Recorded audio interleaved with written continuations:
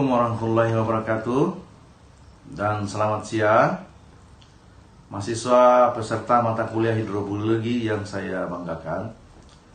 Sebagai calon guru biologi, salah satu pengetahuan dan keterampilan yang perlu dilatihkan adalah keterampilan literasi numerasi, yakni bagaimana membaca dan menafsirkan serta menyimpulkan suatu pesan dari suatu data atau gambar.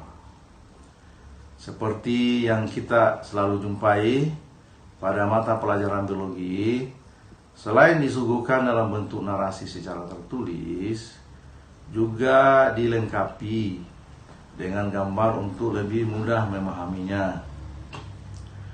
Keterampilan menjelaskan atau menginterpretasi suatu data atau gambar, lalu menggunakannya untuk mengambil keputusan, itulah merupakan salah satu keterampilan proses sains dan pengetahuan dan kecapan yang tergolong literasi numerasi yang sangat penting diketahui mahasiswa sebagai calon guru.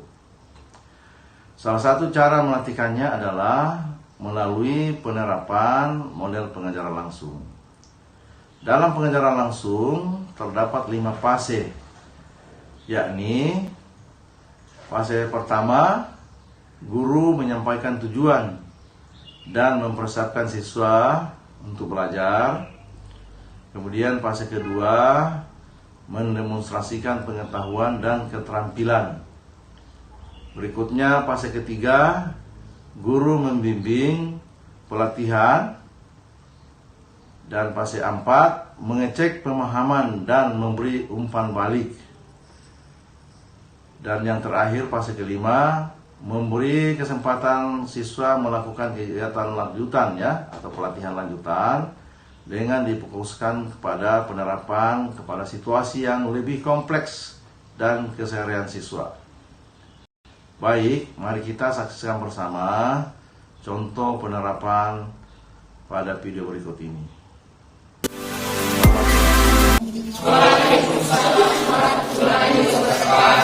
Selamat pagi. Baik, alhamdulillah ada satu orang tadi minta izin karena lagi check up ya.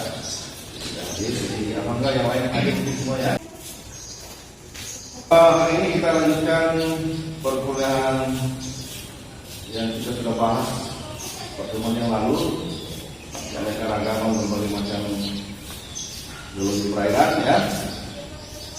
Jadi hari ini kita akan melanjutkan materi-materi tersebut, bagaimana kita menjelaskan suatu gambar atau data dari keanekaragaman suatu biologi perairan gitu. Ya. Jadi materi hari ini kita belajar bagaimana menjelaskan suatu gambar atau menjelaskan suatu data perairan gitu ya. Dan itu sekaligus kita berlatih bagaimana mengembangkan literasi numerik gitu ya kita. Itu jam perkuliahan itu diharapkan setelah latihan membaca gambar dan data, kalian bisa meningkat keterampilan numeriknya. Kemudian juga dengan tuntutan keterampilan nomor 21 dari latihan membaca data ini, kita harapkan juga kalian juga akan berlatih dan nanti akan menjadi bagus, kreatif, kritis, kolaboratif dan komunikasi. Baik, sekarang kita masuk ke materi berikut.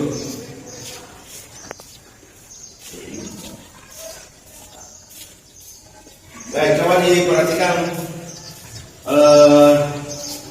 gambar ini. Salah satu contoh data hasil penelitian orang ya. Di sini ada penelitian tentang ikan sardin. Saya kira kita sudah kenal semua ikan sardin yang banyak dibuat kali gitu ya. Kemudian dihubungkan dengan saingannya yang disebut anchovy ya. Coba kita lihat bagaimana kita menjelaskan secara ringkas jelas dari suatu gambar ya. Jadi coba kita lihat ini gambar ini ada di samping kan begini ya. Kemudian anchovy. Informasi apa yang kita bisa lihat dari gambar ini? Ini kan sardin itu dikonsumsi ya. Sedangkan anchovy itu tidak dikonsumsi. Tapi kedudukannya di dalam rantai makanan itu sama-sama di konsumen kedua gitu. Jadi pada saat ini ya, pada saat sardin ini dipancing, tentunya kan tidak menurun populasinya kan. Pada saat itu anchovy ini naik populasinya gitu. Ya, ini kita lihat turun, populasi sardin turun, kemudian ini naik, ya, anchovy-nya naik. Kemudian pada saat sardin ini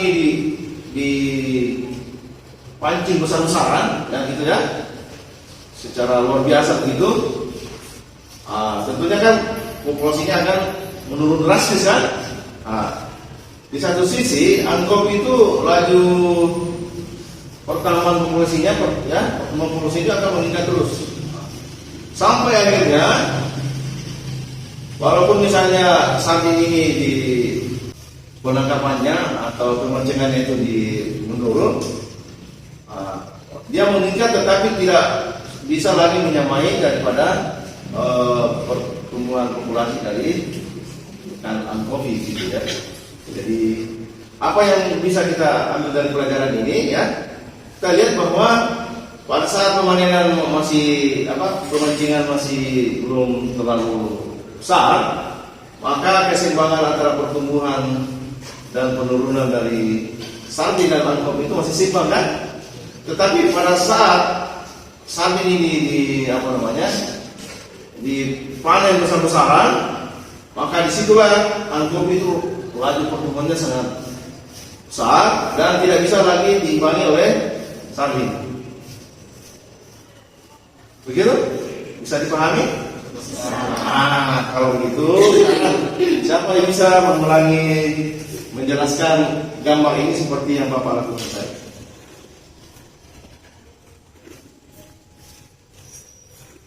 Gimana? Mungkin. Silakan lain.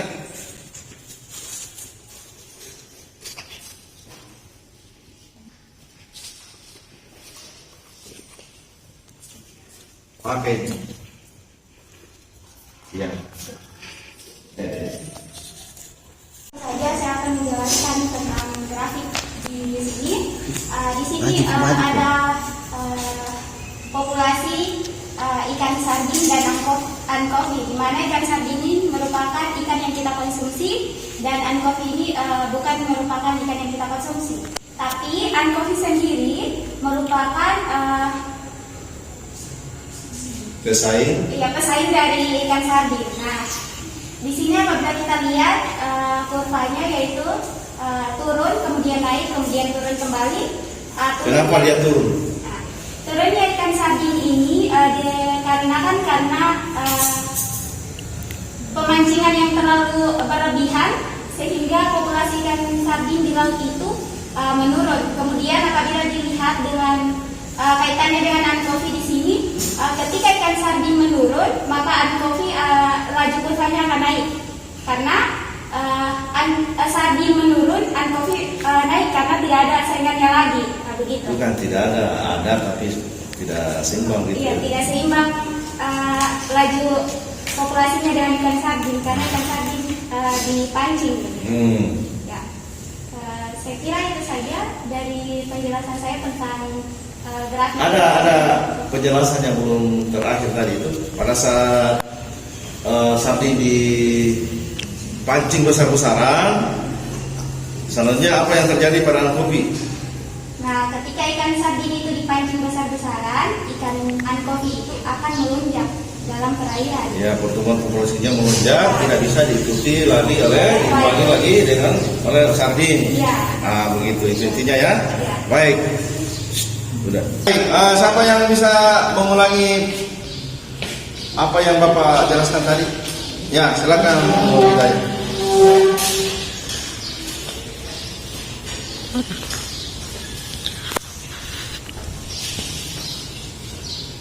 Baik, terima kasih. Di sini saya akan menjelaskan kembali mengenai grafik dari ikan sardin dan populasi ikan sardin dan anchovy. Seperti yang kita ketahui, ikan sardin ini merupakan ikan yang dikonsumsi yang biasanya itu ada di masyarakat dijual yaitu ikan kaleng. Kemudian anchovy ini tidak lazim atau tidak dikonsumsi di masyarakat. Kita lihat di sini penurunan grafik ikan sardin. Penurunan grafik ini tidak terlalu turun karena pemancingannya belum terlalu hebat. Kemudian kita lihat grafik di anchovy yaitu pesaing dari ikan sardin, yaitu grafiknya agak naik. Kemudian ikan sardin ini setelah dipancing itu populasinya naik kembali, tapi pada saat ikan sardin ini dipancing secara hebat, maka populasi ikan sardin ini akan turun secara drastis. Dapat kita lihat di grafik bahwasanya populasi ini sardin setelah dipancing hebat itu turun secara drastis. Akibatnya anchovy ini sebagai pesaing dari ikan sardin akan melonjak drastis, di mana apabila sardin ini dipancing secara hebat, maka pesaing dari ikan sardin yaitu anchovy akan melonjak hebat. Dan tidak bisa lagi walaupun populasi sardin meningkat, tetapi tidak bisa lagi mengimbangi pelonjakan dari populasi anchovy. Ya, bagus ya. Jadi tinggal nanti diefisienkan lagi bahasanya, jangan selalu diulang-ulang gitu ya. Tapi intinya sudah bagus ya. Baik, saya rasa kalian sudah mendengar penjelasan model yang Bapak tadi berikan, kemudian sudah dilakukan oleh beberapa temanmu, maka mungkin teman-teman yang lain sudah bisa menangkapnya. Dan saya kira untuk selanjutnya, untuk lebih mantap, kita akan melakukan kerja kelompok ya, kerja kelompok. Jadi saya akan memberi beberapa gambar data kepada setiap kelompok itu ya. Kemudian silakan berdiskusi ya, informasi apa yang didapat dari gambar tersebut atau data dari data tersebut. Kemudian nanti berganti-gantian mempresentasikan supaya kelompok lain juga bisa menelaah apa yang setiap kelompok hasilkan gitu ya. Baik, untuk selanjutnya silakan berkelompok sesuai kelompoknya ya pada kuliah yang lalu ya. Dan sekarang silakan berbagi kelompok ke kelompoknya masing.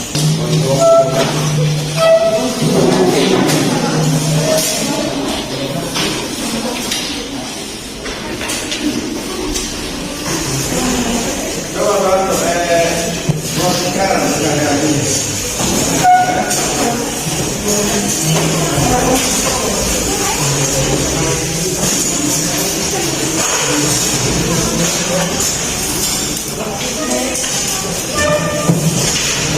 ya, silakan setiap kelompok membuka WA group, kemudian apa yang menjadi tugas di WA group tadi ya, penyampaian di WA group itu dikerjakan ya.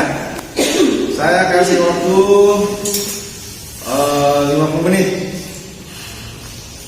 atau 40 menit saja ya, 40 menit. Nah, silakan dikerjakan.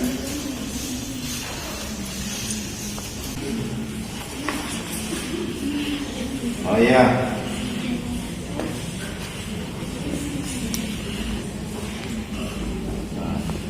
Ya, jangan terlalu panjang lebar, seefisien mungkin bahasanya, jangan bahasanya berulang-ulang ya.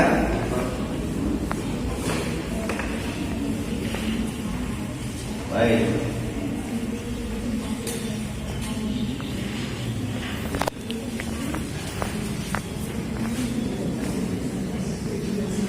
Ya, terus.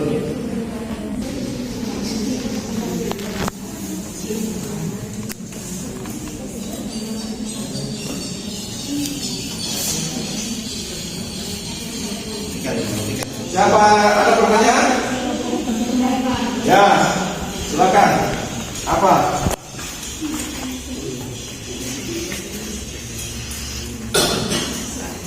Oh ya, ini kalau gambar begini ya, kalau gambar ini 4 gitu ya.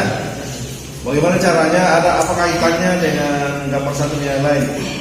Jangan dihindari membahas satu-satu, tetapi dibahas apa kaitannya gambar satu dengan yang lain. Kan ini kan sama, cuma musimnya yang berbeda, gitu ya. Waktu dan tempatnya berbeda. Ya, saya kira begitu ya. Nah, baik, ada lagi yang mau bertanya?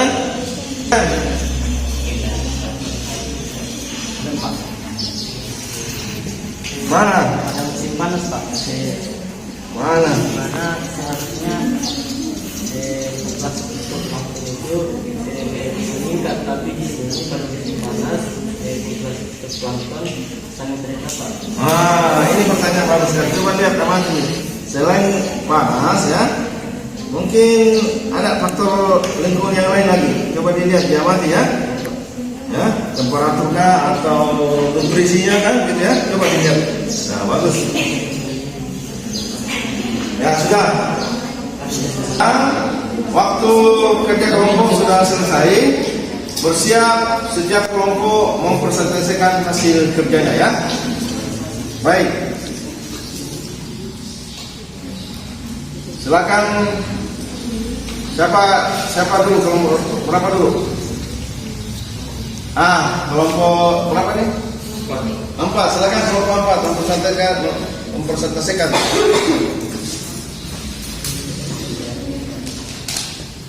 Ya, nah.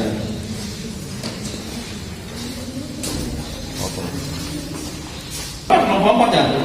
Silakan ditelak apa yang disampaikan kelompok 4. Kalau ada yang mau ditanyakan ya, atau ya silakan ditanyakan. Menghadap sini semua. Baik, terima kasih. Assalamualaikum warahmatullahi wabarakatuh. Di sini saya perwakilan dari kelompok 4 akan mencoba mempresentasikan hasil diskusi kami tentang membaca grafik. Baik, grafik yang kami akan jelaskan di sini yaitu tentang mekanisme naik turunnya populasi fitoplankton di kolam atau danau. Pada grafik ini ditunjukkan terdapat garis lurus ini yang ditujukan sebagai populasi fitoplankton dan Garis lurus, garis tidak putus-putus. garis tidak putus-putus. Kemudian faktor pendukungnya ada di sini yang garis lurus putus-putus. Garis putus-putus. Gitu ya. Kemudian titik-titik cahaya dan garis titik temperatur. Di sini juga ditunjukkan populasi fitoplankton di 4 musim, yaitu musim dingin, semi, musim panas dan musim gugur. Baik, kita bedah satu-satu. Pada musim dingin, populasi fitoplankton ditunjukkan menurun. Hal ini dikarenakan nutrien dalam keadaan tinggi, cahaya rendah dan temperatur juga rendah. Seperti yang kita ketahui, fitoplankton merupakan salah satu jenis plankton yang dapat memproduksi makanan sendiri melalui kegiatan fotosintesis. Mungkin begini penjelasannya. Walaupun nutrien melimpah, ya kan? Ya. Tetapi karena pada musim dingin kan, temperatur rendah, ya cahaya juga tidak terlalu tinggi, sehingga bagaimana? Lanjutkan. Walaupun nutrien rendah, tinggi, namun cahaya dan temperatur ditunjukkan rendah, sehingga fitoplankton tidak dapat melakukan fotosintesis secara stabil maksimal. Kemudian di musim semi ini ditunjukkan cahaya dan temperatur ada di posisi yang cukup baik, walaupun nutriennya rendah. Namun dengan kondisi cahaya dan temperatur yang baik, fitoplankton mampu melakukan fotosintesis dengan maksimal, sehingga populasinya pun ikut naik. Kemudian memasuki musim panas. Di musim panas ini nutrien juga ditunjukkan dalam keadaan rendah, namun cahaya dan temperatur itu terlalu tinggi, sehingga mungkin terlalu panas untuk fitoplankton melakukan fotosintesis. Kemudian memasuki musim gugur. pada musim gugur populasi fitoplankton kembali naik walaupun tidak setinggi pada musim semi. Hal ini dikarenakan cahaya dan temperatur temperatur dari musim panas sudah sedikit menurun dan cahaya juga dalam posisi yang cukup untuk fitoplankton melakukan fotosintesis. Ya, sudah cukup baik. Cuman kalau bisa nanti didiskusikan lagi dengan kelompoknya ya. Masih terlalu panjang penjelasannya itu ya. Karena ini kan sederhana sekali nih ya.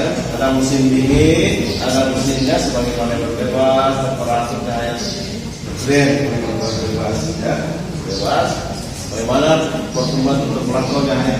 Atau ada kelompok lain yang bisa menjelaskan? Ya, silakan.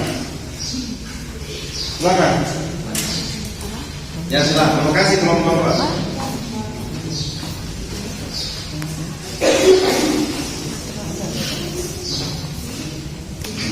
Atau ada hasil kerjanya gimana? Ada. Tapi sama gambarnya saya coba. Baik. Ya, baik. Baik, terima kasih kesempatan yang diberikan kepada saya perwakilan kelompok 7. Di sini saya akan menjelaskan grafik yang ada di atas, yaitu mekanisme naik turunnya populasi fitoplankton di kolam atau danau. Nah, berdasarkan grafik kita bisa lihat bahwa ada beberapa faktor yang mempengaruhi naik turunnya fitoplankton. Yang pertama itu berdasarkan musim. Di sini ada 4 musim yang bisa kita jadikan tolak ukur kenaikan fitoplankton. Itu pada musim dingin, musim semi, musim panas, dan musim gugur berdasarkan nutrien, cahaya, dan temperatur. Berdasarkan grafik yang bisa kita lihat yaitu pada musim dingin dan musim panas terjadinya penurunan fitoplankton, dan pada musim semi dan musim gugur terjadi kenaikan fitoplankton. Tetapi pada musim semi dan musim gugur ini kenaikan yang paling tertinggi adalah pada musim semi. Nah, kenaikan fitoplankton ini disebabkan oleh nutrien, cahaya, dan temperatur. Nah, untuk musim dingin, kenapa fitoplanktonnya tinggi? Karena cahaya dan temperaturnya itu tidak cukup untuk fitoplankton melakukan fotosintesis walaupun nutriennya tinggi. Nah, selanjutnya pada musim semi. Musim semi terjadi kenaikan fitoplankton yang sangat tinggi karena cahaya dan temperatur sangat tinggi dan juga nutrien masih memadai, sehingga fitoplankton ini maksimal untuk melakukan fotosintesis. Cahaya dan temperatur cukup maksimal untuk bisa berlangsungnya fotosintesis. Baik. Selanjutnya pada musim panas terjadi penurunan fitoplankton. Hal ini disebabkan karena cahaya dan temperatur naik, tetapi nutrien yang dibutuhkan pada fitoplankton itu sangat rendah, sehingga fitoplankton terjadi penurunan. Apanya yang menurun populasi semuanya ya? Semuanya, Pak. Selanjutnya pada musim gugur, fitoplankton naik disebabkan karena nutrien sudah mulai naik juga, serta cahaya dan temperatur masih dalam